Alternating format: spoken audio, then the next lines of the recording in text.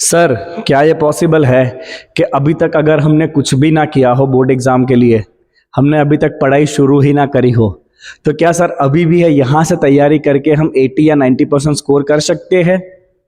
बेटा आप कर सकते हो, ये प्रैक्टिकली पॉसिबल है। और आज मैं आपको वही स्कीम देने वाला हूं कि आप किस तरह से तैयारी शुरू करके आने वाले दिनों में आराम से 80 या 90% का टारगेट अचीव कर सकते हो। देखिए, ये स्कीम के अंदर ना ही मैं आपको कहूंगा कि रात को 2-2:30 बजे तक पढ़ाई करो, ना ही मैं आपको कहूंगा कि सुबह 4 बजे उठ के 5 बजे पढ़ने बैठ जाओ। हम नॉर्मल वर्किंग आवर के अंदर ही काम करेंगे और वहीं से हम आराम से तैयारी करते करते अपने टारगेट को अचीव कर सकते हैं। तो देखिए बेटा, आज की तारीख है 11 जनवरी 2024। मैं मान के चल रहा हूं कि बोर्ड एग्जाम के लिए आपके पास 25 फरवरी तक का टाइम है। ठीक है, ऐसे गुजरात बोर्ड की एग्जाम तो 11 मार्च को है, सीबीएसई का एग्जाम 24 फरवरी को चालू हो रहा है, बट उनका जो मेन पेपर है वो 28 फेब को है। तो मान के चलते हैं कि सारे बच्चों के पास 25 फेब तक का टाइम है। मतलब यहां से अगर हम काउंट करते हैं तो हमारे पास 45 डेज है। राइट, इन 45 डेज में हमें बेटा फिजिक्स के प्रिपेयर करने हैं 14 चैप्टर, मैथ्स बायो के प्रिपेयर करने हैं 13 चैप्टर और केमिस्ट्री के प्रिपेयर करने हैं 10 चैप्टर। तो कुल मिला के ये हो गए सर 37 चैप्टर्स। ठीक है, अभी देखिए हमें करना क्या है। ठीक है बेटा, तो हमें सुबह 7 बजे पहला सेशन पढ़ाई का शुरू करना है। ये बहुत ही फिजिबल, आप स्कूल भी जाते हो 7 बजे का ही टाइम होता है, तो 7 बजे आपको अपना पहला पढ़ाई का सेशन शुरू करना है। लॉजिक ये है कि आपको 8 आवर्स पर डे निकालने हैं सेल्फ स्टडी के लिए। 8 hours per day self study के लिए निकालने हैं। चलो बोलो मेरे साथ, 8 आवर्स पर डे निकालने हैं सेल्फ स्टडी के लिए। कैसे निकालेंगे सर हम 8 घंटे? तो बेटा आपका पहला सेशन होने वाला है सुबह 7 बजे से लेके 10 बजे तक का। तो यहां मुझे मिले 3 घंटे का सेशन। ठीक है, अब अगर आप स्कूल जा रहे हो तो ये आवर वेरी होने वाला है। मैं आपको समझाऊंगा कि ये आवर आप कैसे सेट करोगे अगर आप स्कूल जा रहे हो तो। वैसे मेजॉरिटी बच्चे अभी स्कूल नहीं जाते हैं। ठीक है, ओके, अभी आप यहाँ पे एक आधे घंटे का ब्रेक ले लोगे और उसके बाद आप अपना सेकंड सेशन शुरू करोगे बेटा 10:30 से लेके 12:30 तक का। ये हो गए हमारे पास 2 घंटे। ठीक है, अब यहां से बच्चा 12:30 से लेके 1:30 बजे तक मान लीजिए आपने लंच के लिए ब्रेक लिया। जैसे ऑफिस में भी 1 घंटे का ब्रेक होता है, आपको भी मैंने 1 घंटे का ब्रेक लेने के लिए अलाउ कर दिया। अब आपका नेक्स्ट सेशन बच्चा शुरू हो जाता है यहाँ पे 1:30 से लेके 3:30 तक का। ये मिला आपको और 2 घंटे। ठीक है, चले मान लीजिए 3:30 के बाद आप अपने कोचिंग के लिए जा रहे हो। यूजुअली कोचिंग आपके 3:30, 4, 5 बजे के आजू बाजू होते हैं। तो आई एम अज्यूमिंग, मैं ये मान के चल रहा हूं कि आप 3:30 बजे कोचिंग के लिए जा रहे हो और आप डायरेक्ट कोचिंग से आ रहे हो रात के 8 बजे। कितना टाइम दे दिया मैंने आपको? 5 घंटे बीच में निकाल के दिए। ठीक है, तो बेटा यहाँ पे आपके 3:30 से लेके जो 8 बजे तक का टाइम है वो सपोज आपका कोचिंग का टाइम है, और इसको मैं तो अभी स्टडी टाइम के अंदर इंक्लूड ही नहीं कर रहा हूं। इसको मैं स्टडी टाइम में इंक्लूड ही नहीं कर रहा हूं। बेटा मेरा मोटिव है 8 घंटे सेल्फ स्टडी करना पड़ेगा आपको। 8 घंटे सेल्फ स्टडी हो सकता है। देखिए चलिए, तो मैंने 5 घंटे 4.5 घंटे कोचिंग के लिए निकाल दिए।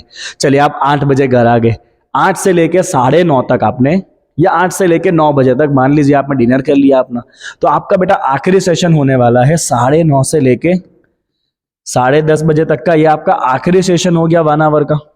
तो देखिए आपने दिन में बेटा ना ही रात सुबह जल्दी उठे, ना ही रात को बहुत लेट तक आप जगे। आपने नॉर्मली 7 से लेके 10:30 बजे तक के शेड्यूल के अंदर आराम से 8 घंटे निकाल लिए अपने सेल्फ स्टडी के लिए। और बेटा यहाँ पे सक्सेस का जो की है ना, वो पहले 7 घंटे में नहीं है, सक्सेस का की है आखिरी 1 घंटे में है। सर क्यों, ऐसे कैसे? तो बेटा आखिरी ये 1 घंटे में आपको पूरे दिन जितनी पढ़ाई करी है ना, उसका सिर्फ और सिर्फ रिवीजन ही करना है। क्योंकि अगर आप रिवीजन नहीं करोगे तो चीजें आपके शॉर्ट टर्म मेमोरी में होती है, और रिवाइज नहीं करोगे तो शॉर्ट टर्म मेमोरी से बहुत जल्दी सब कुछ इवापोरेट हो जाता है। राइट, अगर आपने इन चीजों को रिवाइज नहीं किया और 2 दिन के बाद लेके बैठे तो क्या लगेगा पता है? ये क्या है, ये कब पढ़ा, ये तो नया लग रहा है। बट अगर आप ये टाइम पे रिवाइज करते हो बच्चा, तो ये जो आपका आखिरी 1 घंटा है ना, this is compulsory use for revision purpose. इसमें आपको सिर्फ और सिर्फ रिवीजन करना है पूरे दिन जो पढ़ा है वो। एट द सेम टाइम दूसरे दिन जब आप पढ़ाई शुरू करते हो तो पहला आधा घंटा अगेन आपको रिवीजन करना है जो आपने कल पढ़ा था। बेटा ये 2 बार रिवीजन अगर आपने कर लिया ना, तो सारी चीजें आपका शॉर्ट टर्म मेमोरी से लॉन्ग टर्म मेमोरी में चली जाएगी, और फिर आपको आगे जाके एग्जाम में लिखने में ज्यादा दिक्कत नहीं होगी। तो नया तो पढ़ना ही है आपको, बट साथ में revision is very very very important. तो यहां पे भी जो 1 घंटा है आपके पास, जो आधा घंटा है 7 से 7:30 का, उसमें फर्स्ट हाफ आवर आपको क्या करना है, फर्स्ट हाफ आवर रिवाइज करना है अगले दिन का। जो आपने प्रीवियस डे पढ़ा था ना, उसको हम रिवीजन करेंगे यहां पे, ठीक है। तो इस तरह से बच्चा, अगर मैंने 8 घंटे रोज के निकाले, मेरी बात सुना ध्यान से, हाँ, मैंने अगर रोज के 8 घंटे निकाले अगले 45 दिन के लिए, तो मेरे पास कितने घंटे हो गए टोटल। तो अगर मैं यहां पे 8 आवर्स को मल्टीप्लाई कर दूं इंटू 45, कितना हो जाएगा बच्चा बताइए, चलिए 320। 8 इंटू 4 इज 320, 320 प्लस कितना हो जाएगा, 320 plus 40, we have 360 hours, let's see. Are you all agree with this? अपने पास यहां से लेके 360 घंटे बनते हैं। अब इन 360 घंटे में हमें कितने चैप्टर प्रिपेयर करने हैं बच्चा, 37। तो अगर मान लीजिए बच्चा कि 360 घंटे पढ़ाई नहीं हो पाई, ठीक है, और अगर मान लीजिए मैंने 60 घंटे वेस्ट कर दिए, मैं बहुत प्रैक्टिकल लेके चलता हूं, बिकॉज मैं भी इंसान हूं, आप भी इंसान हो, अपने इतना स्ट्रिक्ट शेड्यूल फॉलो नहीं कर सकते हैं। तो मान लीजिए बच्चा कि मैंने इसमें से 60 घंटे ना वेस्ट कर दिए, 360 में से मैंने 60 आवर्स अगर वेस्ट कर दिए पूरी तरह से, मैंने बर्बाद कर दिया। मोबाइल में लगा रहा, ये देखता गया इंस्टाग्राम, पबजी पे मारता गया, चिकन डिनर, अगर ऐसा करते करते अब मैंने 60 घंटे वेस्ट कर दिए, तो भी अपने पास बचते 300 घंटे। ठीक है, कितने घंटे बचे बच्चा, 300 घंटे बचे। अब मेरी बात ध्यान से सुनना, अगर मैं इन 300 घंटों को डिवाइड करता हूं ना बाय 37, तो मुझे अप्रोक्सीमेटली हर एक चैप्टर के लिए अभी भी 9 घंटे मिल रहे हैं, राइट। तो अभी भी हमारे पास 9 घंटे है for every chapter. Now don't you think कि सर 9 घंटे तो किसी भी चैप्टर को तैयार करने के लिए बहुत ज्यादा ही है अभी तो? व्हाट डू यू से? तो बेटा अभी भी कोई बाजी बिगड़ी नहीं है, अभी आप आज से भी तैयारी शुरू करते हो ना, आज से, राइट। तो भी आपके पास आराम से हर एक चैप्टर के लिए अभी भी 9 घंटे है। 9 घंटे में तो आप एक चैप्टर को 2-2, 3-3 बार कर सकते हो, बिकॉज कुछ चैप्टर तो बहुत सिंपल भी है, राइट। कुछ चैप्टर तो आपके 2-2.5 घंटे में भी हो जाएंगे, ठीक है बेटा। तो अभी भी आपको बिल्कुल भी डीमोटिवेट होने की जरूरत नहीं है, अभी कुछ भी बिगड़ा नहीं है। हाँ, अभी आप यहां से अगर समय वेस्ट करोगे तो फिर ये जो नंबर ऑफ आवर्स है वो कम होते जाएंगे, and then you will start feeling the pressure, ठीक है बच्चा। तो मैंने यहाँ पे एकदम प्रैक्टिकल शेड्यूल दिया आपको, आपके ट्यूशन आवर्स भी निकाल दिए मैंने 4.5 घंटे। अगर आप ट्यूशन नहीं जा रहे हो तो आप ये 4.5 घंटे अगर ऐड करो तो आप रे बाप, हर एक चैप्टर के 12-13 घंटे ऊपर हो जाए फिर तो आपके पास। बट अगर ट्यूशन जा रहे हैं, स्कूल जा रहे हैं, तो मैंने यहाँ पे बीच में से इतने घंटे निकाल दिया, 4.5 घंटे का टाइम हटा दिया है, और मैंने 60 आवर्स आपको और दे दिया है जो आप वेस्ट करने वाले हो। मैंने इसके अंदर से क्या कर दिया, -60 भी कर दिया है जो अपने ने वेस्ट किया है। लो चलो 60 घंटे वेस्ट भी कर दिया, तो भी 300 घंटे बचते हैं। तो भी आपके पास हर एक चैप्टर के लिए 9 घंटे है बेटा, 9 घंटे एवरी चैप्टर, 9 घंटे एवरी चैप्टर में तो सर अपने तो आराम से एक चैप्टर को उड़ा के रख दे 9 घंटे में। तो सर आपके वीडियो देख लेंगे 3.5-4 घंटे के लिए, वीडियो देख के नोट्स बना लिए सर, सारा सब कुछ समझ लिया, और उसके बाद सर हमारे पास और 3-3.5 घंटे बचे, उसमें हम आराम से प्रिपेयर कर लेंगे, उस चैप्टर को प्रैक्टिस कर लेंगे अच्छे से। बस तो सारा वीडियो तो मैंने डाला ही हुआ है बेटा आपके लिए।